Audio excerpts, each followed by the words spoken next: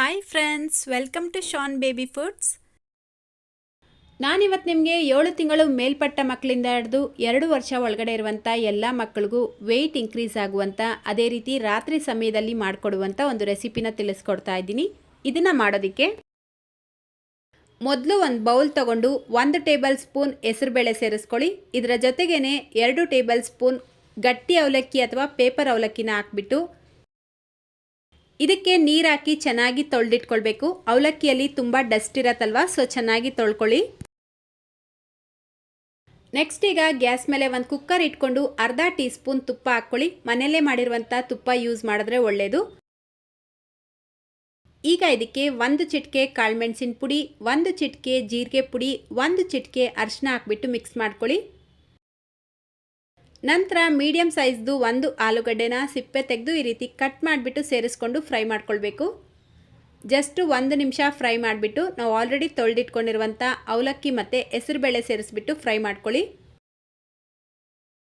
ಆಲೂಗಡ್ಡೆನ ನೀವು ಈ ರೀತಿ ಬೇಯಿಸ್ಬಿಟ್ಟು ಮಕ್ಕಳಿಗೆ ತಿನ್ನಿಸೋದ್ರಿಂದ ಮಕ್ಕಳ ವೆಯ್ಟ್ ಗೇನ್ ಚೆನ್ನಾಗಾಗತ್ತೆ.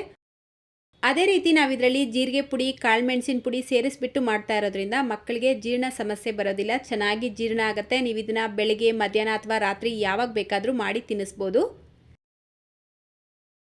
ನೋಡಿ, ಈ ರೀತಿ 1-2 ನಿಮಿಷ ಚೆನ್ನಾಗಿ ಫ್ರೈ ಮಾಡಿಬಿಟ್ಟು ಈಗ ಇದಕ್ಕೆ ನೀರು ಹಾಕ್ಕೊಳ್ಬೇಕು. ನಾನಿಲ್ಲಿ 2 ಕಪ್ ನೀರು ಹಾಕ್ಕೊಳ್ತಾ ಇದ್ದೀನಿ. 1 ಚಿಟಿಕೆ ಅಷ್ಟು ಉಪ್ಪು ಸೇರಿಸ್ಬಿಟ್ಟು ಒಂದ್ಸಲ ಮಿಕ್ಸ್ ಮಾಡಿ ಲಿಡ್ನ ಕ್ಲೋಸ್ ಮಾಡಿ ಮೀಡಿಯಂ ಫ್ಲೇಮಲ್ಲೇ 4ರಿಂದ 5 ವಿಷಲ್ ಕೂಗಿಸ್ಕೊಳ್ಳಿ. ಇದು ನುಣ್ಣಗೆ ಬೆಂದಿರುತ್ತೆ. ನೋಡಿ, ಕರೆಕ್ಟಾಗಿ 4 ವಿಷಲ್ ಕೂಗಿಸ್ಕೊಂಡು ಕುಕ್ಕರ್ ಪೂರ್ತಿಯಾಗಿ ಪ್ರೆಷರ್ ರಿಲೀಸ್ ಆದಮೇಲೆ ಲಿಡ್ ಓಪನ್ ಮಾಡಿಕೊಂಡ್ರೆ ನಾವು ಹಾಕಿರುವಂಥ ಆಲೂಗಡ್ಡೆ ಬೇಳೆ ಎಲ್ಲ ನುಣ್ಣಗೆ ಬೆಂದಿರುತ್ತೆ.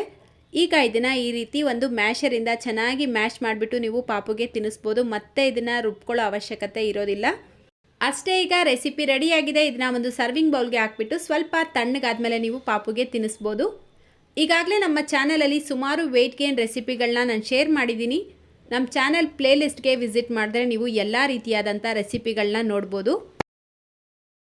ಸೊ ಇವತ್ತಿನ ರೆಸಿಪಿ ಇಷ್ಟ ಆಗಿದ್ರೆ ಪ್ಲೀಸ್ ಲೈಕ್, ಶೇರ್ ಮಾಡೋದ್ರ ಜೊತೆಗೆ ಚಾನಲ್ಗೆ ಹೊಸದಾಗಿ ವಿಸಿಟ್ ಮಾಡಿದರೆ ಸಬ್ಸ್ಕ್ರೈಬ್ ಮಾಡಿಕೊಂಡು ಪಕ್ಕದಲ್ಲೇ ಕಾಣುವಂಥ ಬೆಲ್ ಐಕನ್ನ ಕ್ಲಿಕ್ ಮಾಡಿ ಆಲ್ ಅನ್ನೋ ಆಪ್ಷನ್ನ ಕ್ಲಿಕ್ ಮಾಡ್ಕೊಳ್ಳಿ. ಸೊ ಮತ್ತೊಂದು ರೆಸಿಪಿಯೊಂದಿಗೆ ಮತ್ತೆ ಸಿಗೋಣ. Thank you.